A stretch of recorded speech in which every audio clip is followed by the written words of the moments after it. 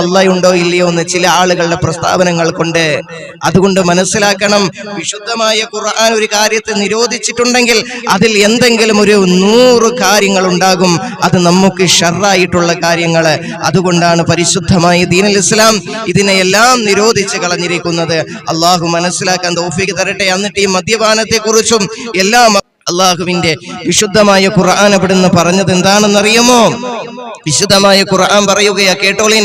മിൻ അമലി ശൈത്വാൻ, അല്ലാഹ് പറയുകയാ, മുഅ്മിനീങ്ങളെ, ഈ കള്ളും ചൂതാട്ടവും എല്ലാം ഉണ്ടല്ലോ, ശപിക്കപ്പെട്ടവനായ ശൈത്താനിന്റെ പ്രവൃത്തിയാണെന്ന് അള്ളാഹുവിന്റെ വിശുദ്ധമായ ഖുർആൻ.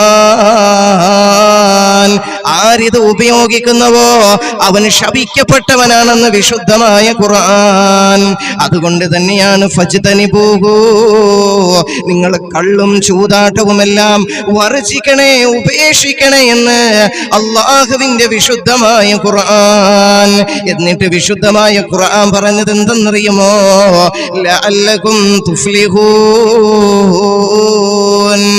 ഈ കള്ളും അതുപോലെ തന്നെ ചൂതാട്ടവും എല്ലാ ലഹരി പദാർത്ഥങ്ങളും നിങ്ങൾ ഉപേക്ഷിച്ചാൽ ലഅല്ലകും തുഫ്ലിഹൂൻ, നിങ്ങൾ വിജയം കൈവരിച്ചേക്കാം, ആ വിജയം നിങ്ങൾ പ്രാപിച്ചേക്കാമെന്ന് അള്ളാഹുവിന്റെ വിശുദ്ധമായ ഖുർആൻ.